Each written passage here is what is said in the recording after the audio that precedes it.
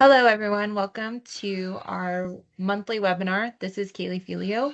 I'm the Sales and Marketing Director. It looks like there's some people in the lobby, so I want to get those people in here. But we are going to be talking about parts reconciliations. It's kind of timely. We've been getting a lot of requests about variances and questions and such. So I'm going to hand it over to Chuck Hartle. He's one of the founders of PartsEdge. And yeah, take it away, Chuck. Okay, Kaylee. Well, before I get going here, and by the way, good morning, good afternoon from wherever you are. We're in lovely Whitefish, Montana, snowy and rainy, and just that time of year. But before we get going, one quick question, and you can answer. You can ask questions and post it down in the chat. But up front here, just a quick check that I like to do before I start some of these webinars is what DMS are you working with? It gives us a good mix of it and so forth. Not that it really matters a lot, but yeah, I already see some of you posting, CDK, dealer track. Very good. Thank you. Reynolds. Whatever it is, you don't care. You just want to know what's going on. You know, the timing of this is always propitious. We seem to do this almost every year about the same time because everybody's coming out of that year-end physical inventory count. And what I really want to cover today, I'll spitball some. I'm not a CPA, but I got to tell you, I've certainly seen over the last few years a lot of these issues coming out of physical inventories. Whether you do a monthly reconciliation or you don't, and you're considering it, you've come to the right seminar, webinar, whatever you want to call this today, that can really help you focus on saving those surprises that you get every time you do a physical inventory or you try and reconcile the books and get that GL and that parts inventory together. We're going to give you some ideas today, some real life stories and so forth that we've gone through. And believe me, over the last couple of months, we've had some real doozies on shortages and overages. And we're going to give you a lot of different ideas and a form that we use that we see a lot of dealerships create their own spreadsheets, but we'll give you a form that really shows everything you need to properly build a reconciliation and do it on a monthly basis. Okay. So going forward, and this is the most famous thing you could ever say, is right here. If you're a parts manager and you're listening right now, these two statements should stick out like a sore thumb. Nothing causes fear and anxiety any more than Mr. or Mrs. Parts Manager, your physical inventory is short. Or Mr. or Mrs. Parts Manager, your physical inventory value is over. Typically thinking that it's over, you might pat yourself on the back and think that's a good thing. But it depends on how much you're over, and a lot of factors go into that. And we're going to cover the main issues for a negative inventory, the main issues for a positive inventory. But here's the statement that really speaks to it. Go find the issue. It's one thing to be told you're short. It's one thing to be told you're over. All of a sudden, nothing puts a parts manager on end more than you're over or short, and go find it.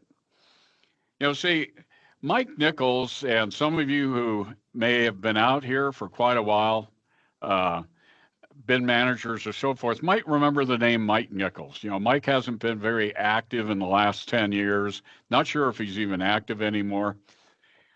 But Mike, one time I listened to a seminar that he talked about reconciliation or so forth, and I'll never forget what he said. He came out, it was kind of a side issue with a little bit of humor, but he said, in car dealership parts operations, there's an 11th commandment. You got the 10 commandments, but in car dealerships, there's an unknown 11th commandment. And that commandment is the controller is always right.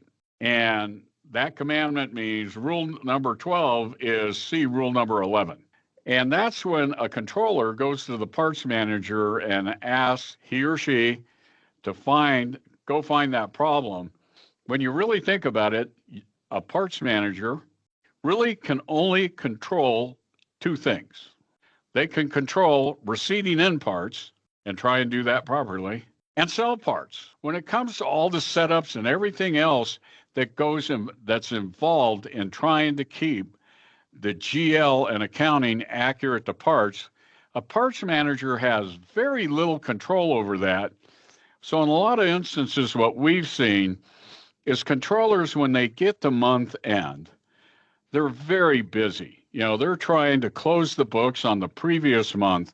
They got service, they got parts, they got new car, used car, F&I, maybe a body shop if you have one, payroll, all these things that they're trying to control. And here you come and dump in a reconciliation form with numbers on it, and they're supposed to stop and spend some time on the parts department. We had a dealer recently that over, probably a good 5 or 6 week period, and this really speaks to it, he kept trying to get some answers out of their controller. Really wasn't getting any answers, and the dealer principal continued to ask the parts manager, you need to come to some conclusion. And we heard from him literally 2, 3 times a week asking the same questions that we couldn't answer. Only the controller would answer, but the controller wouldn't respond to the parts manager. If you want to talk about frustration, that's a big part of it. So with that being said, now that we move forward, and this speaks to everything, is we talk a lot about being active and proactive. And you can sit and read it here for yourself. But the reality is, if you're constantly stuck in emergencies and you're basically being very reactive and putting out fires and you're constantly busy, it really becomes impossible to put plans in place for the big picture operation, AKA going through a reconciliation. If you only reconcile your books every year when you do a physical inventory, you're asking for a lot of trouble, especially when you're short or you're over, because now you got to go through whenever you did the physical inventory last, a year, 2 years, 3 years ago, and all of a sudden you have a shortage or an overage. Trying to find that is really hard. It's like a needle in a haystack. And we cover that in the slide a little bit later. Okay. But getting a proactive proactive approach to a monthly reconciliation, really, once you figure it all out and get it working, let me tell you, it can become a very simple process. It's a matter of organizing your information and your receipts, and the office coming up with a plan that they can quickly adjust it to their GL. And let me tell you, making this shift is not easy. We've gone through a lot of coaching with some of the dealerships we worked with over the last several years, where they had never done this process. And as we looked through the reconciliation sheets they were going through, we saw a lot of things were missing on the parts side, which makes it really tough to balance on the accounting side, AKA some of the frustrations with the controller, because controllers really don't understand what the parts manager is doing, and parts managers don't understand what the controllers are doing. So that being said, looking at your operation and setting up these critical pieces of information to balance out your books, we'll go over this form that we have that can help you, set this and get rid of any discomforts over a couple of months. It'll make a huge difference. Monthly reconciliations. Why would you do it? Why would you even consider it? First off, the power of monthly reconciliations for auditing and identifying breakdowns early is critical. Once you start doing it monthly and you've got everything balanced and working out, Now you're going through, and you'll see this on the next slide. I say this over and over again. Now you're looking for a needle in a pincushion instead of a needle in a haystack. Makes all the difference in the world. The recommendation for running monthly reconciliations is really a matter of getting optimal data management between parts and accounting working. One of the things I can tell you is that's a great benefit of monthly reconciliations. One dealer we worked with, we found out that they were constantly about $140,000 short, and they were just pulling their hair out trying to figure this out. One of the things we found out, we found about $20,000 worth of outstanding work in process and dirty cores and whatnot. But there was this $120,000 that was stuck out there. And as the controller and the parts manager, we had discussions with the dealer principal. It turned out they had been writing off and getting rid of parts, and the office wasn't doing anything about that. They hadn't gone in and reconciled or written it off with the asset account. So what we did is we said, let's take this $120,000 and set it up as a line item in accounting, and let's get the GL to balance the parts. They hadn't done that for many years. We got it balanced. I have to tell you, folks, the next month when they did the balance, they were $496 off. The following month, about $1,500 off. It turned out that accounting and parts were not talking to each other about the write-offs over this period of time, and that's where that $120,000 shortage was. But now going forward, they got it straight and they knew what they had to do. That's the type of thing that it seems like, and I've heard from so many of you, so many parts managers who get very frustrated that they go through the process of putting the numbers together to turn into their office, and then they never hear anything back from the controller or the business manager or whatever. And they've even asked, hey, how are we looking in parts? How's the GL look? Oh, that's fine. Don't worry about it. Well, that doesn't really give a number if you're over or short. One of the things I want to emphasize, and this is something you might want to write down, because this is a benchmark we've learned through different companies, dealerships, that they use this as a general rule. The balance to the penny, that one dealer came within $496 on $500,000 in inventory. That's really cool. That's really close. But everybody always asks, where is a good variance? What is the right variance before we should really worry? And the number is 3%. And many of you have probably listened to this before, and I always say this. It comes back to, we learned this from AutoNation. With AutoNation being a publicly traded automotive dealership operation, and they're held to what they call the Sarbanes-Oxley or the SOX law in truth and reporting. They have to be within 3% either way, short or over, on a monthly basis. They need to stay within this range. If they're out of range by 3% for 3 successive months, they have to do a physical inventory. It triggers a physical inventory right away. We got to get it back within that 3%. So it would only make sense, if you're listening here, what's a good benchmark number to shoot for once we get this reconciliation going? Is you want to get within that 3%. And that, again, brings up the next point, early error detection to prevent repetition, and we'll cover some of that. But one of the things, once you as a parts manager know where to get your numbers, where to make sure that you've got everything covered based on credits, outstanding invoices, everything else, you get to give realistic numbers at month end. You got a final inventory. You know what your new core value is. You know what your WIP, open repair orders, and whatnot are, and your invoices. Where the variance tends to come in, and this is why you do physical inventories, is on the accounting side. With the accounting, there may be some outstanding invoices or something that get caught in the works that they haven't posted up yet. And that's where that 3% variance is more, because you stop and do a physical inventory because now it causes accounting to catch up with your parts operation.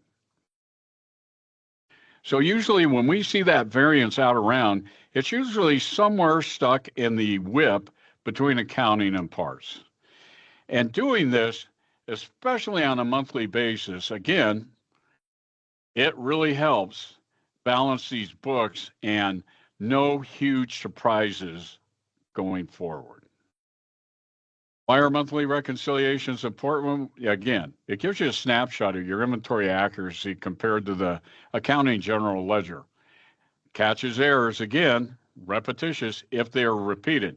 This is where, if all of a sudden you notice as you do a reconciliation, if all of a sudden you're consistently short every month, it goes from 3,000 to 6,000 to 9,000, more than likely there's something set up wrong on the accounting side. And the other way too, if it's going over, it can make a difference. When you get to that year end in your books and records, it gives the parts manager and the controller this confidence going into doing a physical inventory. If you're staying very close to each other, the chances of a surprise are next to nil. You know exactly what to expect. One of the things here you want to do this is to look out for big jumps and always investigate discrepancies. Some of the times what we've seen, and I'm sure some of you listening here, I'm preaching to the choir, all of a sudden your inventory shoots up $200,000 on a $500,000 inventory, and you're scratching your head only to find out that the master tape updated your bulk oil. You're selling it by quarts or by pints, or you got Freon that you're selling by the ounce, and the next thing you know, it's put it back to a 55-gallon drum and shot your inventory up. Those are some huge variations that we see. And sometimes you can go and put those part numbers on never update. And we've seen on CDK, especially with Ford, every once in a while they bypass that and update it anyway. We're not sure how that happens or why, but it happens. But again, looking out for those jumps, doing this on a monthly basis, now it's that needle in a pincushion instead of that needle in a haystack. So one of the things I'm going to put up on the screen here, and this gives you what you as a parts manager would be responsible for, and then we'll show you what the office is responsible for when you're doing a reconciliation. And not everything for parts is here. There's a couple on the next slide, but we have a form here that we use. And by the way, for those of you listening, we literally have a month-end reconciliation form for every DMS system, and it tells you exactly where to go get a lot of these numbers. And if you want one of those, just request it. We'll make sure to get the one for you that fits your DMS so you can properly get and go where you need to get these accurate numbers to present to your office. The first one's a no-brainer, month-end inventory report. That's your final inventory at the end of the month. On the beginning of the month, when you get that management report, it's what your inventory is at cost. The new cores in stock, self-explanatory, usually on the management meeting. Cores in stock used, these are cores that you may have. They're still sitting in inventory that haven't been picked up by your freight vendor or your DDS truck or whatever. You want to make sure that you have an accurate dollar amount on those parts. The next four, or the next three, 4, 5, and 6, this is where we see a lot of issues with parts managers. Making sure, and there's no way to really track this on the system, at least not that I've seen. A couple of people have said Parts Rec, a program put out there by Mark Payne, tracks some of this stuff. But you got claims when all of a sudden you have a damaged fender and you send that part back and take it out of your inventory. Now you got to wait for credit from the manufacturer. Same thing with a shortage. You should have a folder with all of these that you sent back or were short. You should have a folder or a spreadsheet with that dollar amount. So once you get the credit, you can remove it. But you want to keep track of these credits and these shippers or manifests to make sure you can add those in. Because remember, you've taken it out of your inventory, but guess what? It's still in accounting. They still wrote a check and paid for it. The manufacturer returns. All of a sudden you send back a $15,000 return. If you don't have that accounted properly, you have taken that out of your inventory. It's still in accounting until you get the credit back from the manufacturer. Then another one, and this with some manufacturers, DMS systems, I should say, is really simple. Core returns, dirty cores that are outstanding, that are in transit.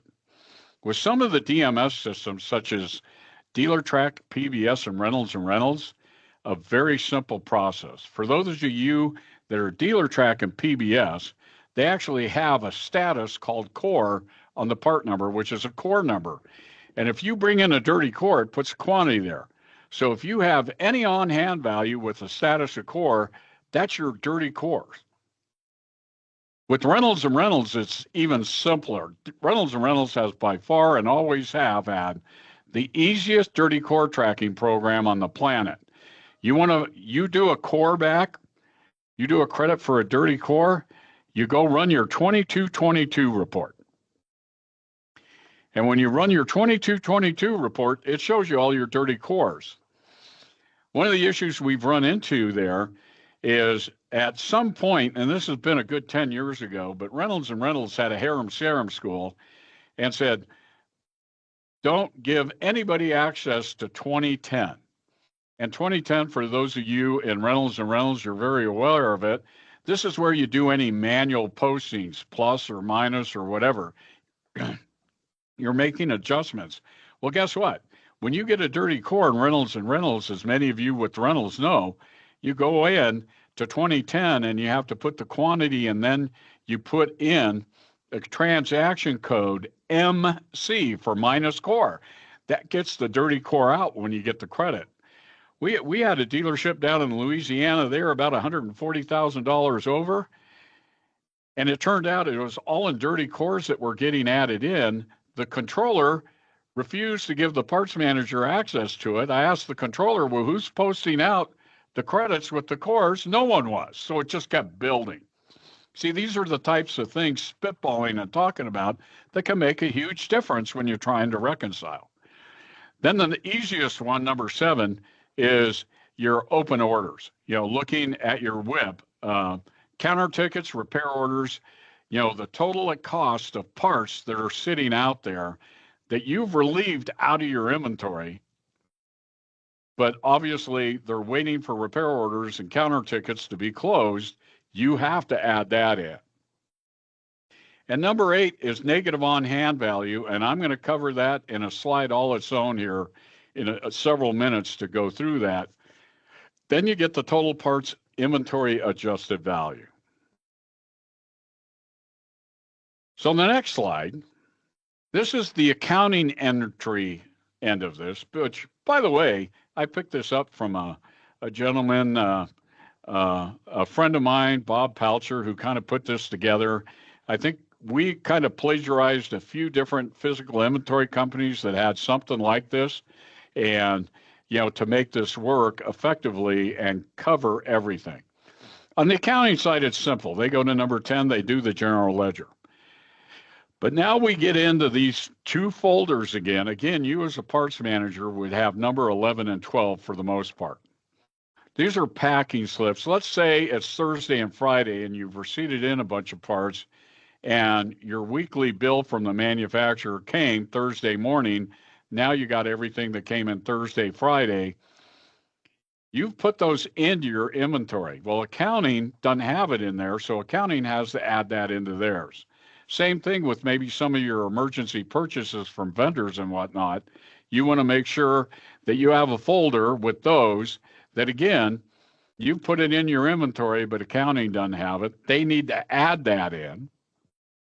Prepaid special orders, depending on what DMS you're on. If you're with CDK, that's nothing more than a line item because prepaid special orders, accounting has the money and parts has the money. So it's really just a line item. But with some of the vendors and prepaid special orders, you need to add that. And this number 14 is a big one. Parts that have been invoiced but not received. Let's say, just to give you an idea that, all of a sudden you have a shipment that came in. You haven't received it yet. It was referred to another depot. It's in transit, but yet, okay, a shipper was cut and the manufacturer generated a bill. Well, guess what? Those are the types of parts. We had one very big dealer in Arizona that they were consistently $250,000 short on the reconciliation, and it was number 14. They were very big into powertrain, and when they placed a powertrain truck order, the invoice got cut and they paid for it, but they were still a week or two away from getting the truckload of engines in. So they've paid for them. It's been put into the asset account, but it's not in the parts inventory. Number 15, appreciation, depreciation. And we could probably sit and go back and forth asking questions of all of you. And you can actually post it down here if you'd like. Do you book appreciation or depreciation on a monthly basis? Or do you wait until you do a physical inventory? And in some cases, as we found out talking with different dealers, we found out they never posted at all. I'll give you an example that we just ran into several weeks ago. We had a dealer in mid-state New York who called us up, and we got on the phone with them, and they said, we really want to focus on our continual growth in inventory. They were about $72,000. Parts was $72,000 over what accounting showed. So I brought up the first obvious question to them. I said, how do you book your appreciation? And they came back and said, the parts manager goes, I don't know what you're talking about. I've never actually looked at the report. And the controller, the business manager, she said, well, we've never done it. Well, we went back and looked at 2024, and we found the appreciation was $35,000. So there's half the shortage. So then, luckily, and this happened to be a dealer-built system, we went back and said, let's look at, since you've never booked it before, we looked at 2019 up to 2025. Guess what? $72,000 in appreciation. So, I wish they were all that obvious. My assistant Blake and I, we kind of laughed at each other and went, man, don't you wish they were all that easy? Well, once you get that all together, number 16 is the GL that they put in. Number 17 is your number from above, and it gives you that inventory difference. Many of you probably already experienced something like this, but again, what we have in our form is everything we've learned from different physical inventory companies on things you need to pay attention to. So now let's move into negative and positive variance and potentially some of the problems. The common issues that we run into with a negative variance typically might be inaccurate reporting of repair orders and counter tickets, aka the WIP. Maybe it's just not written down right, or the parts manager didn't know where to get that exact figure. Number two tends to be a big one, especially with CDK clients, core values in transit. CDK has a dirty core tracking program that nobody uses except heavy duty truck dealers because it's fairly complicated. You actually have to go through like 2 or 3 webinars and get approved before CDK will turn it on. I'm not sure it's really worth it. I've seen it. I've seen some dealers use it. Once you learn it, it's all right, but it takes a lot of work. It's almost trying to learn their SOR program. So with most CDK dealers, what we suggest is keep a spreadsheet and track dirty cores from the minute it leaves. Then you get the credit, go to the spreadsheet, bring it in, write the credits, so you can accurately give a dirty core value of parts you haven't had yet to do that. Claims for returns, shortages, and damages. That's going back and looking at that number 4, 5, and 6 on the report. The one dealer we were working with that I mentioned, they happen to have Ford, GM, and Chrysler. And when they showed us their reconciliation form that had those sections, they were all 0. And considering, they had Ford, GM, and Chrysler, it would be next to impossible not to have, some shippers that were outstanding for return shortages and damages.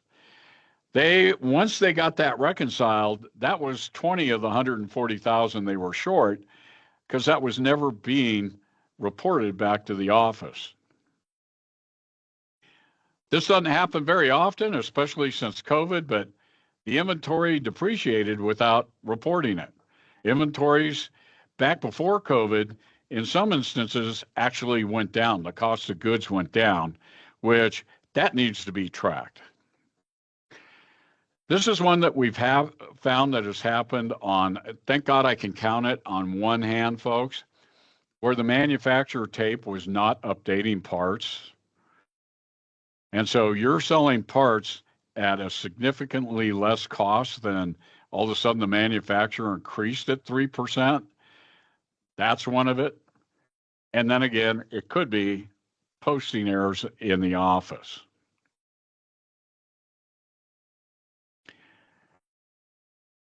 One of the biggest issues for a negative variance, these are the 2 main ones. Really helps to look at this. And remember, we're recording this and we can send this out to you if you got to follow it, because we're covering a lot of stuff in a short period of time, folks. But one of the things we've seen, I can thankfully count on 2 fingers in 30 years of consulting how many times there's been a theft problem in a theft issue in the parts department. Typically, what we found is that people, the parts advisors, for whatever reason, they're very busy. All of a sudden they hand out a part to a technician, phone rings, they pick it up, they forget to bill out the part. When you really think about it, if they forget to bill out, on average, $50 a day times 20 working days, that's $1,000. $1,000 times 12 months, you do a physical, you're short $12,000. But one of the hints that you could know if this potentially might be a problem is if your warranty clerk comes in and said, you didn't bill out a part, so they're denying this warranty, you need to bill it out. If that's happening occasionally with your warranty clerk coming back and needing that done, there's a really good chance you're never going to find that issue on customer pay or internal tickets. Why? Because they're not getting validated and balanced, based on sending a warranty claim into the manufacturer. Here's another one that we've run into on a handful of times: outside purchase accounting. This might stir some thoughts from some of you guys out there. How are your emergency purchases from other dealers handled? I've had a handful of parts managers, he or she tells me that, okay, it's a $10 part and we paid an extra 15%, $1.50 on a $10 part. We have our parts advisors change the cost to $11.50. That's how they account for it, or so they think it accounts for it. What we find out is in many instances it doesn't. They bill it out at normal cost, but they put the entire $11.50 into the asset account. Now you're $1.50 short when you sell that part. The best way and the easiest way to control this is take that overage that you pay 10, 15, 20% and put it into an inventory adjustment account, not rely on the counter people to change the cost, because it tends not to happen. We found a couple instances, $15,000, $20,000 worth of shortages on a physical inventory over a year. That's exactly what has happened. And that's why I would say, as a consultant, use your inventory adjustment account and let the cost and the sale go through and put that extra $1.50 into that inventory adjustment account, because you can always use that to adjust, commission or whatever. So these are two of the major issues that we've run into on that. So now that we've covered the negative somewhat, I'm going to move into the positive.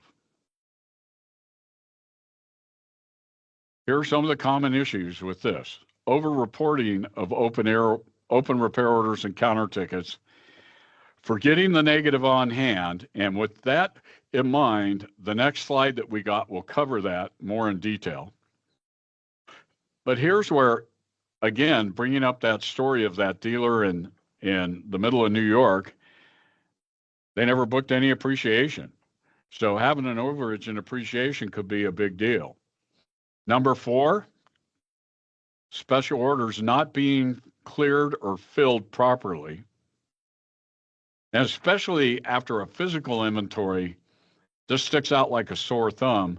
But in some of these systems, if they're not rolling special orders onto a repair order, it can cause a huge issue because it still shows an on hand from the SOR, but you bypass the SOR and build it out on the repair order. Hence, the SOR is still open and it thinks it's out there, and you went and found the part someplace else. Posting errors in the office, it happens. It happens, and you'll see here in a couple of slides exactly how often it happens. But let me give you an example of something we went through over the last couple of months. We had a dealer in Northern California. The parts manager, they constantly were gaining on their inventory. It had gotten to a point they were $330,000 over on $1 million inventory compared to the GL, and it was constantly growing on a monthly basis. Back in October, when they brought it to our attention, I tried to get some access and, hey, send me a chart of accounts, and they did, but they just sent me the sale accounts. That didn't help. I needed the accounting chart of accounts. Okay? So going forward, I actually put them in touch with what I would say one of the smartest controller consultants out there, a lady by the name of Brooke Samples, very sharp, but she ran into the same problem I did. They wouldn't give her enough access to really look at some of this stuff, and we pretty much spitballed exactly some of the things we're covering with you. And I kept asking the question about chaining, and this goes to the bottom, number 7, okay? I said, are your asset accounts chaining properly to your sale accounts? Because remember, in the accounting world, for those of you that are parts managers and want to learn a little bit about some of their accounting, is you have a sale account, a cost of sale account, and the asset account. That's chained together. Finally, last month, they gave us access and gave us the chart of accounts. And sure enough, we found that they had 3 sale accounts chaining to a completely different asset account. So the parts manager's putting the money in the right asset account. It's coming out of a completely different one. And then we actually found a couple others that were messed up. But bottom line, it was all a chaining issue in accounting that was causing this huge overage. So I'm happy to say they're happy, we're happy, things are looking pretty good for them now. So these are some of the things that you look at in that positive variance. Again, number 6, I've already mentioned it, but bulk oil and Freon, all of a sudden the master tape updates that. That usually sticks out like a sore thumb, but that can cause some of your overage issues as well. So one of the things I want to spend just a little bit of time on, because this is huge, is negative on hand. The negative on hand, it is assumed that if you let your system go negative, they are for parts that are pre-sold, not prepaid, pre-sold. All of a sudden you get, someone who wants, a ball joint, and you bill out the ball joint, but you got to special order it, and it won't be in for a day or two. So you bill it out on the repair order. Well, you've billed it out on the repair order, but you don't have the part in your parts inventory. Accounting doesn't have it in accounting yet. You're special ordering it. As it showed up, you haven't receipted it. But you know what? If you go to run your WIP, your work in process, that positive dollar amount is going to be on the repair order. You've billed it out at, let's say, $30, but you don't have the part. Accounting doesn't have the money, but yet you get to claim that on your work in process. So that's where, if you're using it properly, and you'll see this is some of the best practices at the end that we recommend, if you're using that, you actually have to put in your negative on hand, because that needs to be taken out of your inventory because you're overstating it, which could lead to an overage in your variance. One of the things, and this is why looking at that negative on hand report consistently is really critical.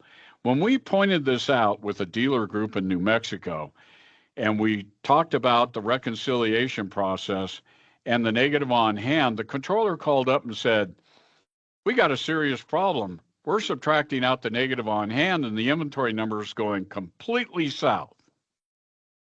As we went in and reviewed the process, what it turned out was happening, and this again is something you as a parts manager could look at and make sure of based on controlling your negative on hand, is they were buying their tires from a store a couple of blocks away.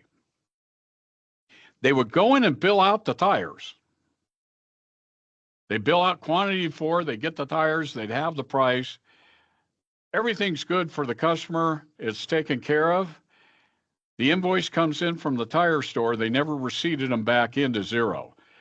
They had $40,000 on one login of negative on-hand tires, and it was because they never receipted in the tires they were billing.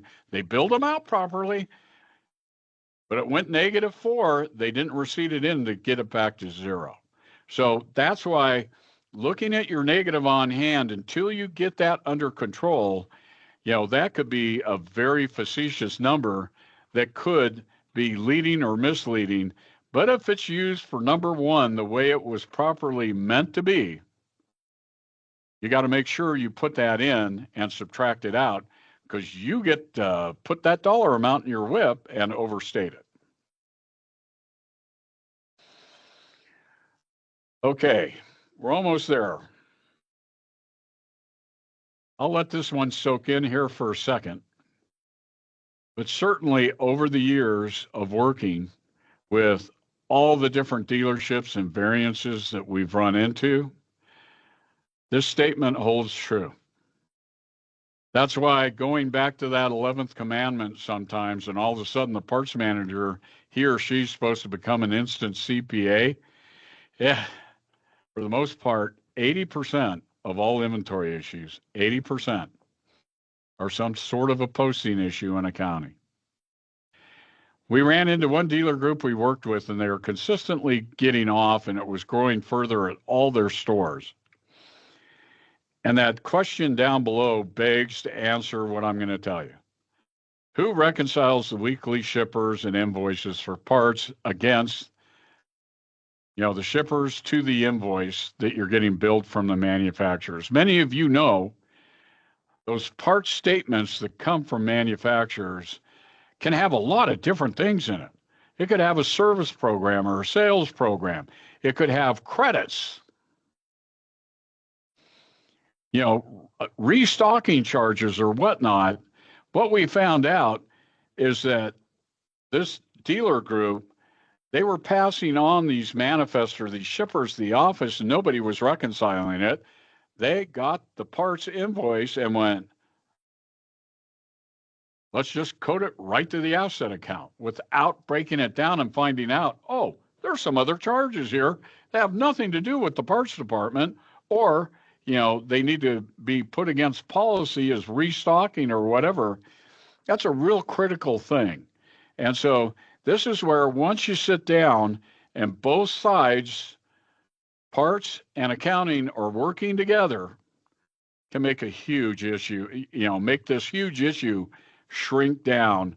Once the office understands what you got to do in parts and vice versa, all of a sudden you got a bunch of happy campers.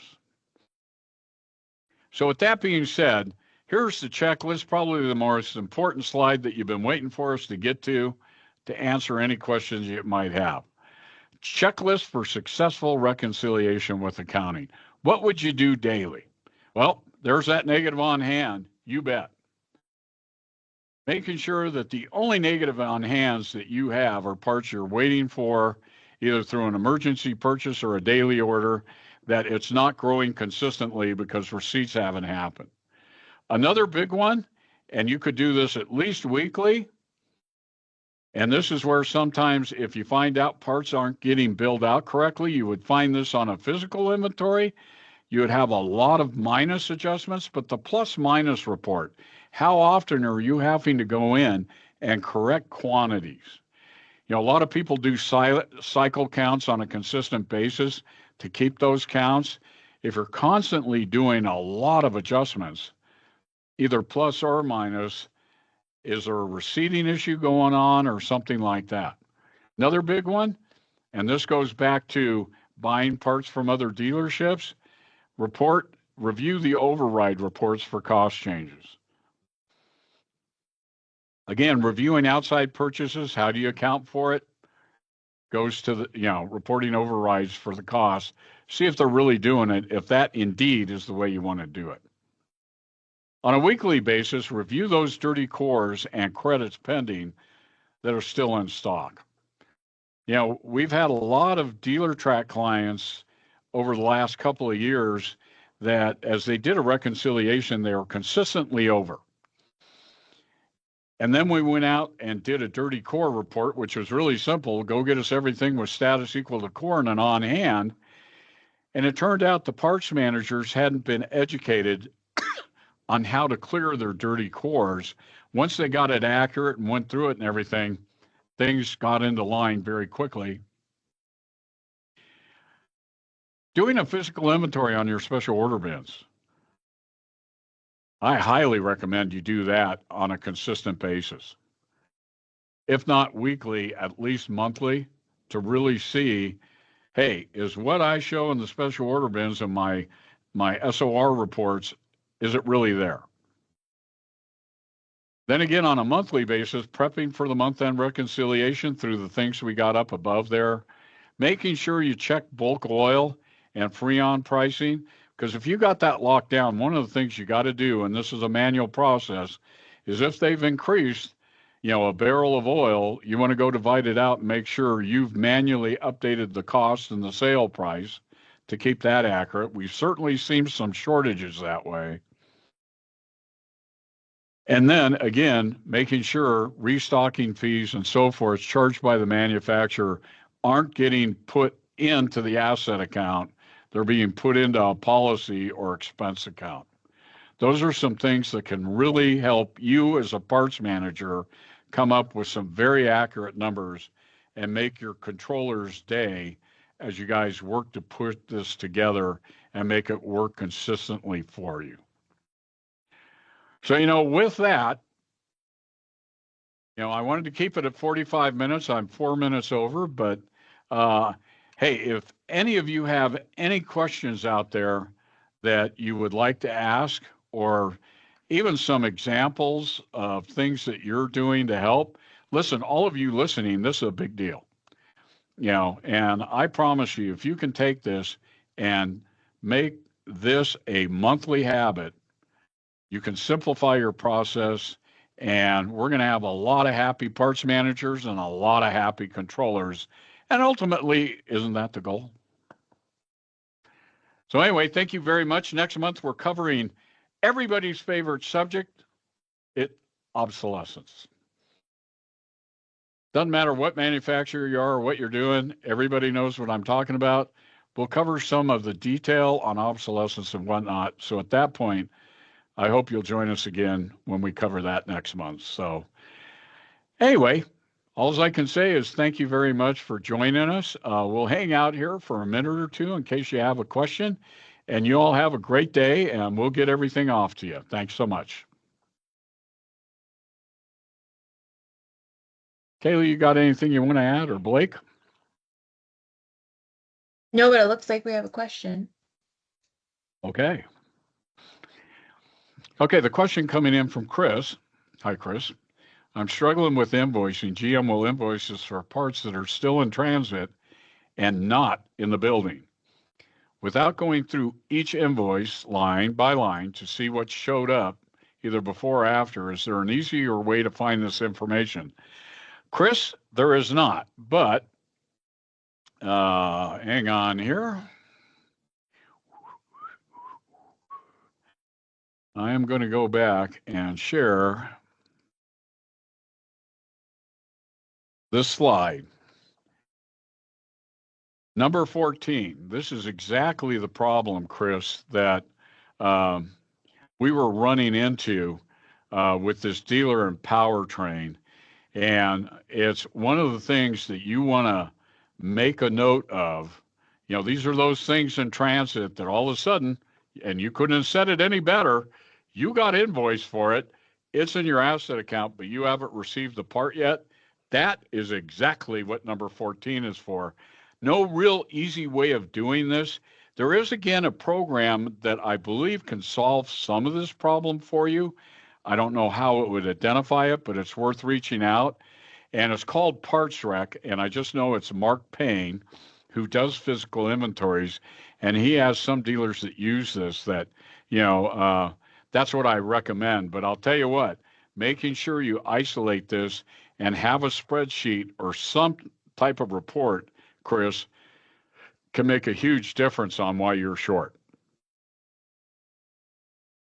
Got another question. Would you suggest adjusting the GL on every month to reflect the reconciliation? We currently only do this at our physical inventory. John, to be honest with you, I would do it at your physical inventory on a yearly basis because you're going to have that variance. And again, this is accounting trying to keep up with parts, especially if you're within that 3% to 5% range. Absolutely don't post it on a monthly basis. Wait until you hit your annual physical. Again, John, if you see that it's growing consistently, now you really want to stop and try and figure out what's going on. Okay. But if all of a sudden 1 month you're 2,000 short, the next month you're 3,000 over or whatnot, that's the variance we're talking about, that you don't want to reconcile those books until you do a physical for that reason. So I hope that answers your question, John. In fact, hey, Mark, how you doing? Mark says, some take it in the 13th month. You bet. There's a native trainer for you right there.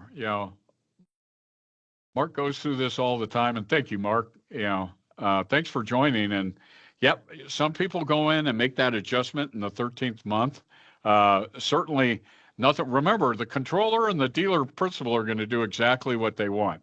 One of the things I'll bring up that we've certainly seen at times is, when they go, hey, your inventory looks good, and you really never get a positive answer of what you're ought for not. We found a lot of dealers, based on their CPA suggestions, they do not book appreciation because they don't want to pay taxes or something like that. I think that's where LIFO comes in as well. But, we've run into some dealers, that's the exact reason why they don't do it. And you know what? That's the dealer's choice based, and I'm no CPA, but the way they do that is, some of the things as well. So, uh, and again, here's another thing. Thank you, Mike. That's true. They don't want to pay commission on an overage. One of the things, uh, and I'll remember this. I've seen a lot of parts managers, myself included, where I would get paid on an overage, and I get it taken out if there was a shortage. And I sat down with my dealer. I said, boss, this is your money. If we have $100,000 gain in inventory, I didn't do anything. The manufacturer just raised the cost of goods. But don't ding me on a shortage until I can find it. And so we agreed to never pay any type of commission or anything on overages or shortages or whatever. So anyway, most of the shortages we run into, and I can't emphasize this enough, most of the shortages we run into are little things like the accounting issue on buying outside or forgetting to bill out a part. It's very rare that you run into a shortage. Remember, there's only two ways to take a part out of a parts inventory from a theft standpoint, and that's to manually post it out to keep the on-hand accurate, or you do a physical inventory and have a tremendous amount of minus adjustments. Now you may have a theft problem. So, and I have to admit, personal experience, I had someone who was stealing from me. This is over 30 years ago. They were putting parts in a dumpster, and we did a physical inventory, and we actually put up a camera, and the dealer principal saw where he would go out at 2 or 3 in the afternoon and put parts in the dumpster and come back at 7 at night and take them out of the dumpster. So I've gone through a theft issue, and when we did the minuses and so forth, thankfully it wasn't a lot of money before we caught it. So, there you go. But Mike, thank you so much. You're absolutely right. Paying commissions one way or the other, and someone brings up devaluating Takata airbags. Hey, I know some Honda and Toyota dealers that went through that. So, there you go. Oh, gosh. Hey, guys, any more questions? I'm going to wait here for one more minute. I love this kind of stuff. And you got to be careful. If any of you got to leave, go for it. But I love answering these questions. And thanks for the questions, by the way. There are no dumb questions, especially when it comes to physical inventory. We have a saying, a motto here for the few of you still listening, and we live by this every day. And the motto is, I'm sitting here reading it off the wall. Parts inventory management. It's not a perfect science. Maximize the good, minimize the bad. There's our mantra. I can't say it any better than that, folks. Good job, Chuck. Thank you. Okay, Kaylee. Yeah, right, just a reminder. We're done. Yeah, I think so too. We will get this out to everyone who registered. You will get the recording by tomorrow. And then just be on the lookout for registering for the next one for next month.